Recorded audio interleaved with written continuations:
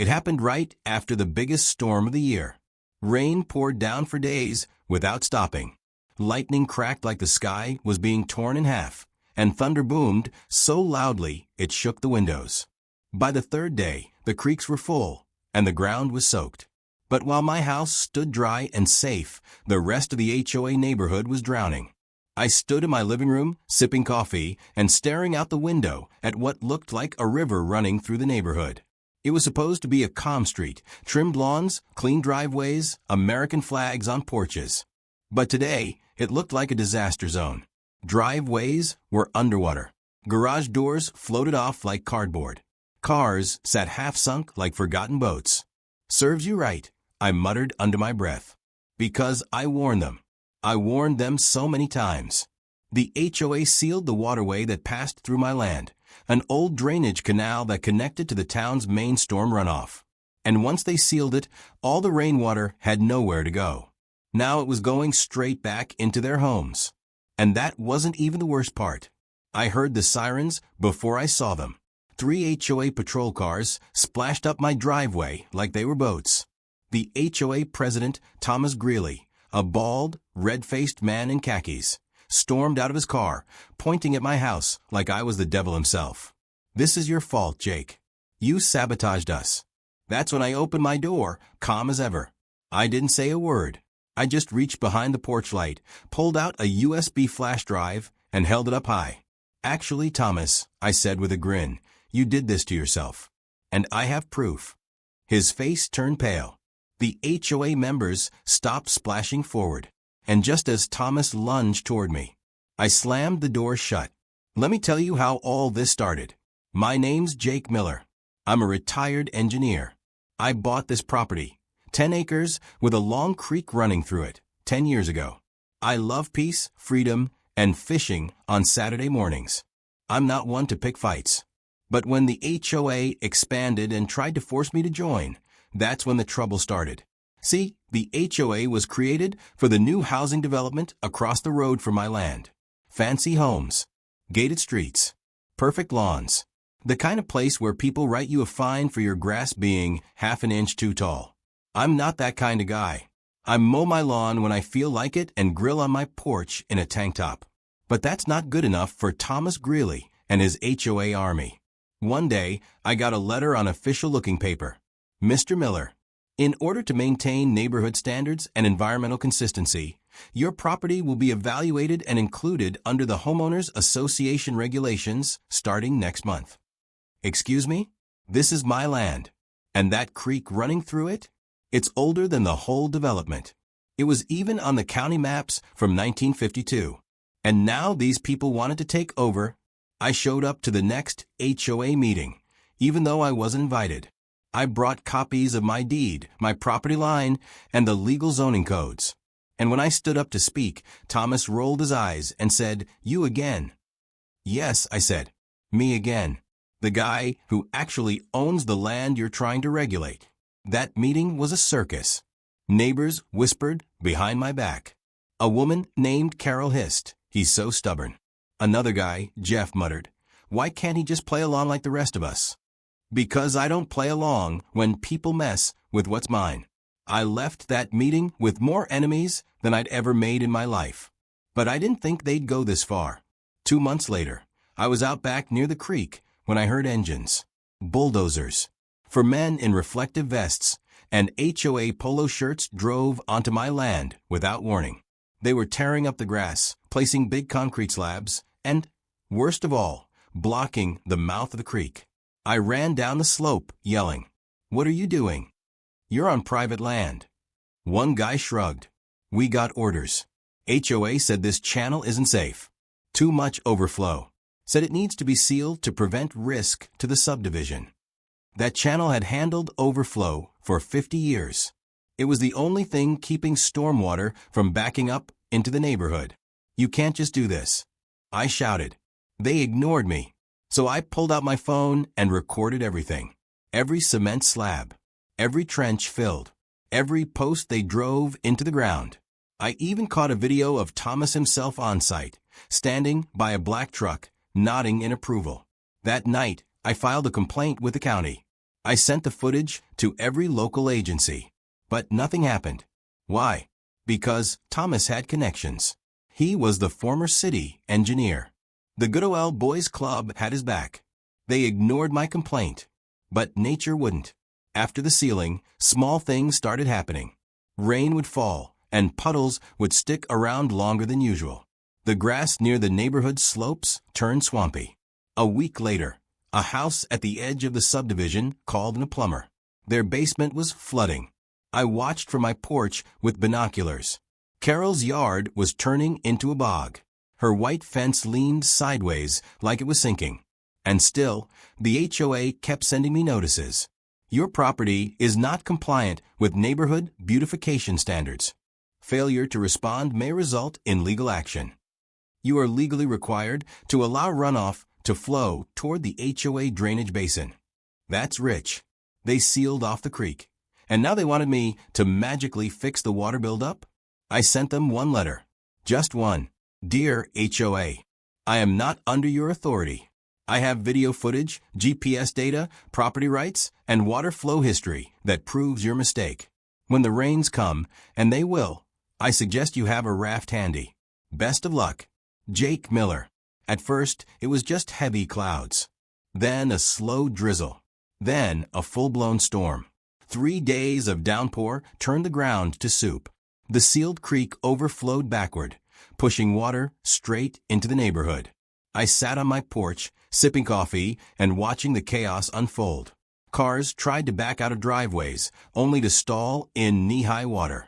Lawn furniture floated away. One poor guy tried to shovel water with a broom. It was like watching ants try to push a wave back with their hands. And then came the sirens. Fire trucks, police, even a local news van. They were interviewing residents in rubber boots. Thomas gave a dramatic speech about how unauthorized land use had caused the problem. He tried to blame me, but I wasn't worried because I had the footage, every recording, every legal document, all backed up on a secure drive. I had drone footage, too, high-resolution shots showing the exact flow of water, the blockage, and the flooding aftermath. So when Thomas stomped up my driveway that morning, yelling that I sabotaged the community, I just smiled. I held up the USB drive like a trophy. Thomas, I said, you may want to call your lawyer. And that's when he lunged at me. But I slammed the door shut. Thomas stood outside my door, banging like a wild animal. Open this door right now, Jake. You're going to pay for this. You caused this flood. I calmly walked back to my living room, turned on the TV, and flipped to the local news. Sure enough, there was the headline. Storm chaos in Willow Creek Estates, driveways flooded, basements drenched. They had a reporter on the scene, standing ankle-deep in water, just 5 houses from mine. Behind her, you could see soaked trash bins, floating mail, and neighbors yelling at each other. I smiled. They had no clue this mess was their own doing. The HOA had sealed the waterway to try and control drainage, but they didn't understand nature. Water finds a way, and when you block it, it comes back harder. And now, that water had turned their perfect subdivision into a swamp. Thomas stood outside, calling my name over and over. I didn't budge. The morning after the storm passed, I sent an email to the entire HOA board. Subject, for your records. Attached, drone footage _flood _evidence.mp4, waterway _zoning_map.pdf, HOA _concrete _installation.mov. I blind copied every neighbor I could think of, especially the ones who'd sided with the HOA out of fear or silence. And in case they tried to lose the email, I also uploaded everything to a private web page and shared the link on the neighborhood Facebook group. The comments started flying in. Wait, they blocked the creek? I didn't know that. Why didn't the board tell us they altered the drainage path? I trusted Thomas. My whole garage is ruined. That week, the HOA held an emergency town hall at the community center. Even though I wasn't technically part of the HOA, I showed up. So did nearly 60 angry residents. The room buzzed with frustration. Wet shoes squished on the tiled floor. Some people still had moldy smells clinging to their clothes. Thomas sat at the front table, flanked by Carol and Jeff. the two board members who always acted like his backup singers. He cleared his throat. Good evening, neighbors. As you know, recent rains have caused unusual flooding. Someone shouted from the back, unusual, because you blocked the drainage. The room erupted.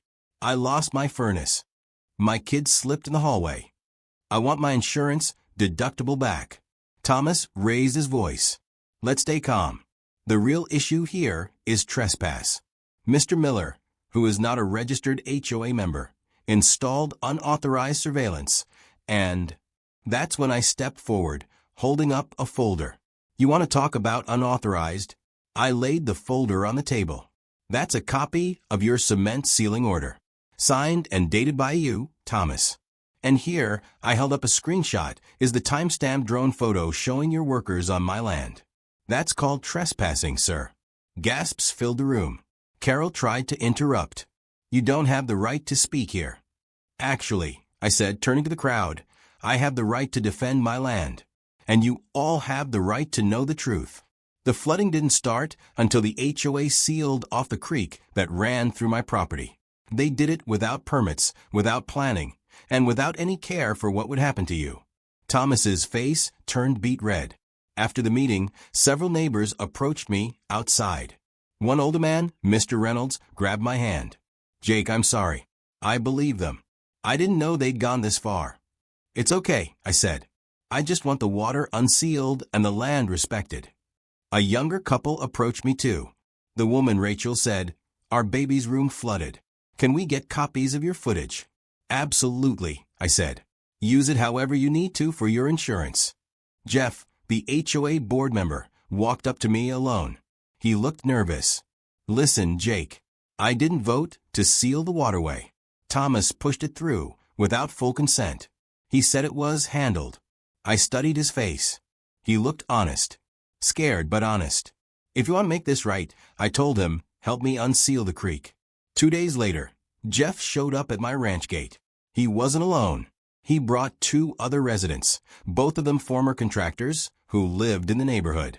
We've got the gear, Jeff said. If we unseal the concrete ourselves, we might be able to get the water flowing before the next rain hits. I paused. You know, Thomas is going to blow a fuse. Jeff nodded. Let him. We're not waiting anymore. We worked for hours.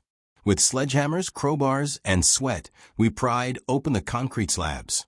The old channel came back to life like it had just been waiting. The water rushed through it, heading straight toward the old town reservoir it was meant to reach.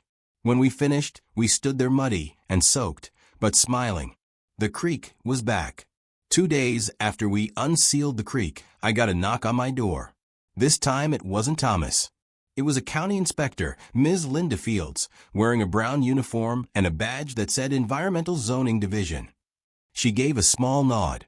Mr. Miller, I received your report and reviewed the footage you sent. I also inspected the creek. I waited. She flipped open a folder. The HOA committed 4 major violations. Unauthorized land alteration. Blocking a protected runoff. Trespassing.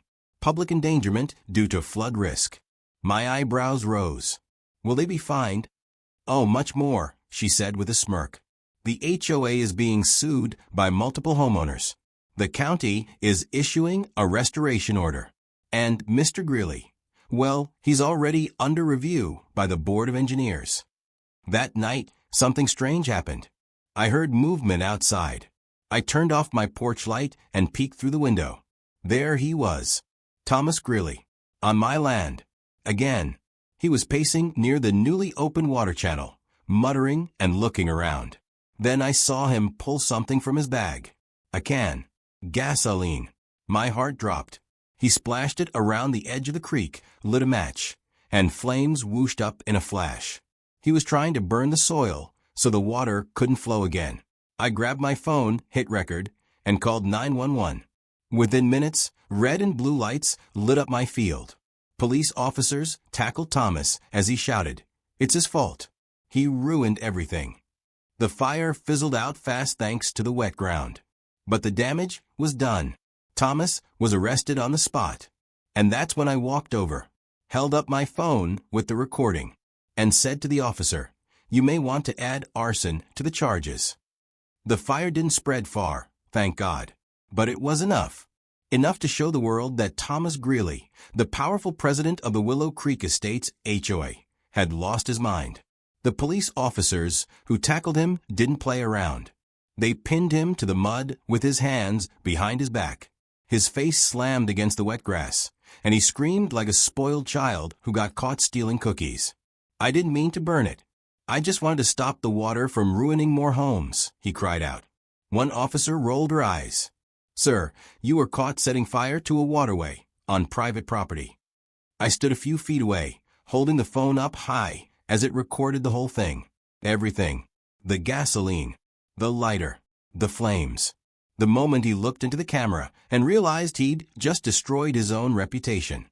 As they dragged him off in handcuffs, he twisted around and yelled, "Jake Miller, this isn't over." But the truth was, it was just beginning. The next morning, the HOA message board exploded. Not literally, but it might as well have. Everyone in the neighborhood was talking about it. He set fire to Jake's land. That's criminal. Why did we ever follow this man? I think we need a new president. News vans returned like ants to honey. This time, they didn't need me to say much. I simply played the video for the reporters and stepped back. The footage did all the talking. And the county? Oh, they moved fast. Linda Fields returned to my house again, this time with backup. She held up a formal document, signed and sealed. "Mr. Miller, the state has issued an emergency injunction. The HOA must stay off your property, and you are now permitted to maintain the creek as an official drainage corridor." I blinked. "Wait, so I'm in charge now?" She nodded. "Of this creek?" "Yes. And the board has a lot to answer for." With Thomas behind bars awaiting arraignment, the rest of the HOA board scrambled like rats on a sinking ship. Carol tried to play innocent. She knocked on my door, holding a Tupperware of cookies. "Jake, I just want to say I never agreed to all those decisions. I always liked your garden. And your truck. So rugged. I didn't even take the cookies. Ma'am, I have a video of you voting for the concrete seal." Her smile dropped. Jeff? He stayed out of sight, which was probably smart. But the real twist came 2 days later, at an HOA emergency re-election meeting. Residents gathered again, this time even angrier than before. Everyone was tired, wet. Some still had insurance adjusters measuring their damaged basements. And they wanted answers. The meeting started quietly. People took their seats. Someone tried to pass out donuts, but no one was hungry. They wanted justice. Carol stood at the front, pretending to be calm. "As acting president of the Willow Creek HOA, I want to suggest we move forward, restore trust, and focus on positive change." That's when Rachel, one of the younger residents, stood up and yelled, "My baby's nursery still smells like mold. Why didn't any of you stop Thomas?" Another voice followed. "You all watched Jake get blamed. And now your silence is drowning us, literally." Carol stuttered. "We did what we thought was right." I walked in just then, through the back of the room. People turned. Some whispered. A few clapped quietly. I walked straight to the front and placed a folder on the table. Inside that folder is a full report of every HOA violation in the last 6 months. I also included Thomas's approval emails and Carol's votes. Gasps. One older woman raised her hand. "Jake, would you consider leading the HOA?" I held up my hands. "I don't want the job. I just want peace. And my land left alone." The room nodded in agreement. Then someone shouted, "Motion to dissolve the current HOA board." Cheers broke out like fireworks. After that meeting, things started to change. The HOA board was temporarily suspended. A new group of volunteers, including Jeff and Rachel, stepped up to rebuild trust. And, together, we got to work. We started with the creek. The water was flowing again, but the edges were still messy from the earlier sealing. With help from volunteers, we cleared debris, widened the path, and even added small stone barriers to direct overflow. The county sent engineers to help us draw up a proper plan, legal and safe. Local kids painted signs like Jake's Creek and Nature Wins. Someone even made a wooden bench next to the water, calling it the truth spot. The neighborhood was healing. One morning, Rachel came running down my gravel driveway, waving her phone. "Jake, you won't believe this." She handed me the screen. It was a post from an anonymous neighborhood whistleblower. HOA funds misused, thousands spent on luxury dinners, personal landscaping, and bonuses, all signed off by Thomas and Carol. Attached were bank statements, receipts, names. Carol's signature was everywhere. Rachel said, "Someone from inside the old board leaked these." My guess? Jeff. We posted the info on the neighborhood Facebook group.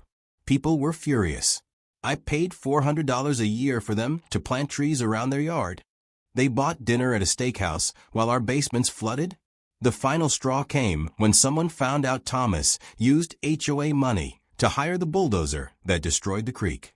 The community came together one last time for a vote. A vote to dissolve the HOA entirely. No more surprise fines. No more rules about grass height. No more Karens measuring fence paint.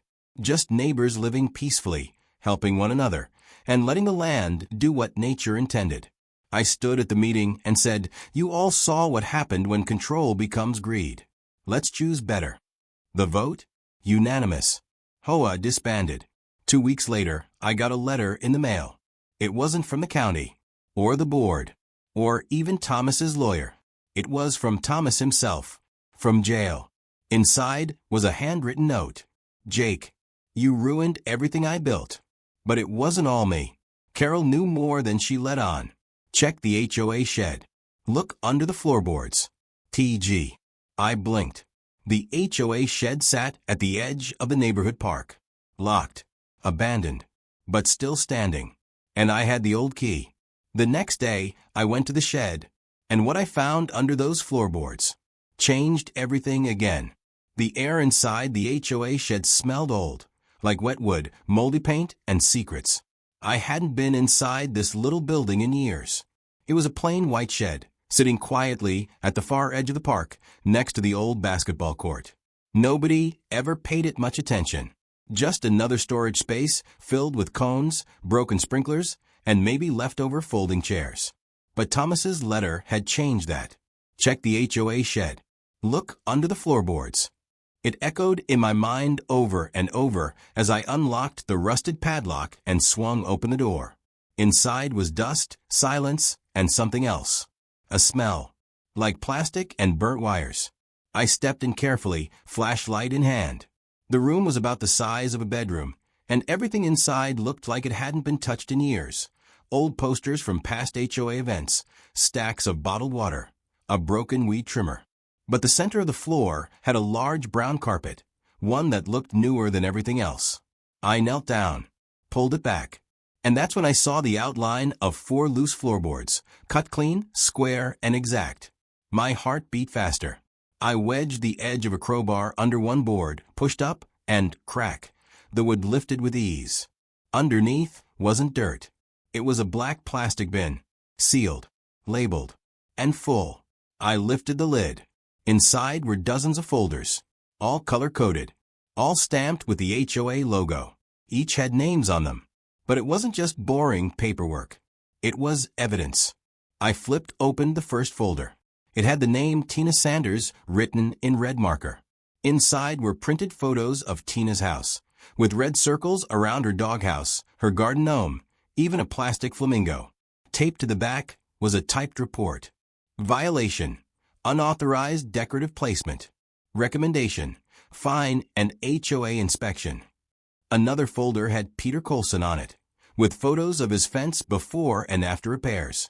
A receipt for a $300 HOA fine. And a handwritten sticky note from Thomas. "Colson complains too much. Let's hit him again next month. He'll break." I felt sick. This wasn't about protecting property values. This was about bullying. I kept digging.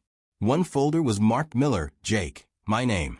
Inside was a printed screenshot of my social media page, a satellite image of my land, and a list titled Tactics to Control Miller's Drainage. Under it were bullet points like, contact zoning to raise concern, use concrete to block water, claim safety, Blame Miller if flooding occurs. They planned it all, every bit of it. And at the very bottom of the bin was a red envelope, labeled Private Greeley Only. I opened it. Inside were receipts, dozens of them, from high-end stores, restaurants, and a strange wire transfer, over $12,000, to a private account. The name on that account? Carol Hastings. I didn't go home. I went straight to Rachel's house. When she opened the door and saw my face, she asked, "Jake, what is it?" I handed her the folder. I found it. The thing Thomas hinted at in his letter. We spread everything across her dining room table. Pages, photos, receipts, all of it. Rachel read one of the notes aloud. So, they were targeting residents on purpose? Even planning fines before violations occurred? I nodded. This goes deeper than just concrete and a flood. This was about control. About money. Rachel picked up the bank transfer printout. Carol got paid off. She knew. We sat in silence for a moment. Then she whispered, "We need to show everyone." The next morning, we called for an emergency community gathering. No fancy hall. No sign-in sheet. Just neighbors, coffee, and folding chairs at the park, right outside the HOA shed. Jeff helped us set up.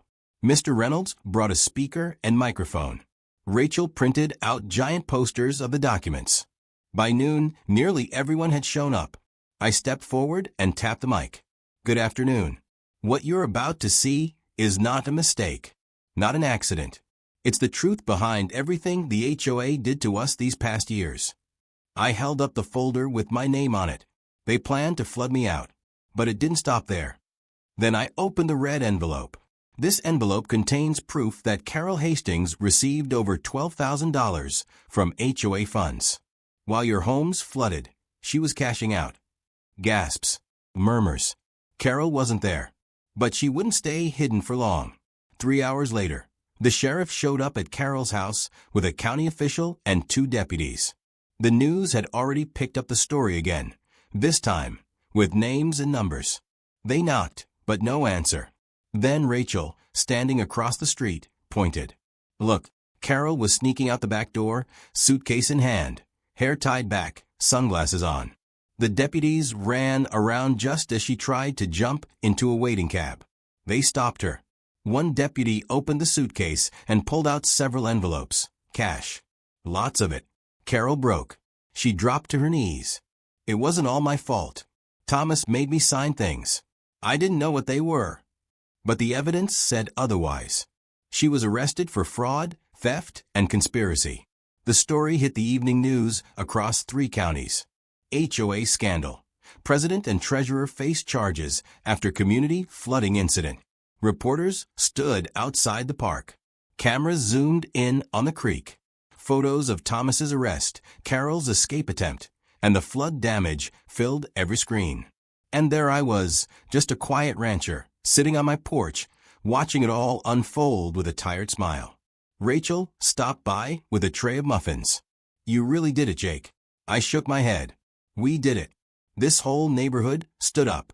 We reminded them that power comes from the people, not paperwork. She nodded. "So what happens now?" Weeks passed. The lawsuits rolled in. Homeowners sued the former HOA board. Insurance companies filed fraud complaints. County officials pledged a full audit of HOA practices statewide. But here, in our little neighborhood, things got better. Neighbors talked again. Kids played by the creek. And the new volunteer group, now simply called the Community Circle, organized BBQs, helped elderly folks mow their lawns, and made decisions together. No fines. No threats. Just people being neighbors again. As for the Waterway, it flowed strong and clear. Someone even built a small wooden bridge over it with a carved sign. The creek that broke the HOA. I visit it every morning, coffee in hand, boots in the mud, watching the water rush, just like it was meant to. But then, one day, I found a new letter on my porch. No return address. Just a single line. "You exposed Thomas and Carol, but someone else was behind all of it. Meet me at the bridge at midnight. Come alone." The bridge was quiet at night. Too quiet. The soft sound of running water, Beneath, it mixed with the chirping of crickets. The moon hung low and full, its light turning the creek silver. I stood alone, one hand in my coat pocket, gripping a flashlight, the other clutching the letter. I waited in silence. Then I heard footsteps. Slow, careful, coming from the shadows between the trees. A voice replied from the dark. Low, gravelly, older. Relax, Jake. I'm not here to hurt you. The figure stepped into the moonlight. It was Mr. Harris. Mr. Harris had once been the original founder of Willow Creek Estates, long before the HOA was ever formed. He was the developer who sold the first plots of land, built the community center, even designed the walking trails. Now here he was, gray beard, flannel coat, hands weathered from time. You, I said, stunned. What are you doing here? I've been watching, he said. I built this neighborhood with my hands, Jake. I had to see how it ended up. Then he handed me a flash drive. This has the original HOA funding documents. You'll see who really paid for everything. And trust me, the name Victor Lane is on more than one. I plugged in a flash drive. Victor Lane was a silent investor. He funded the HOA elections from the shadows. Helped Thomas. Helped Carol. But why? Because he wanted to eventually buy out the land, destroy the creek, and build luxury homes. With the evidence, we exposed him. Victor Lane was indicted on HOA fund misappropriation, bribery, illegal land manipulation, criminal conspiracy.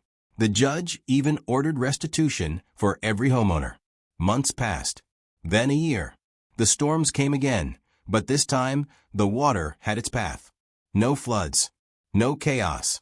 One spring afternoon, Mr. Harris handed me one last envelope. Inside, a deed, transferring full stewardship of the creek and surrounding park to me. He whispered, "It's always belonged to the land. You just protected it best."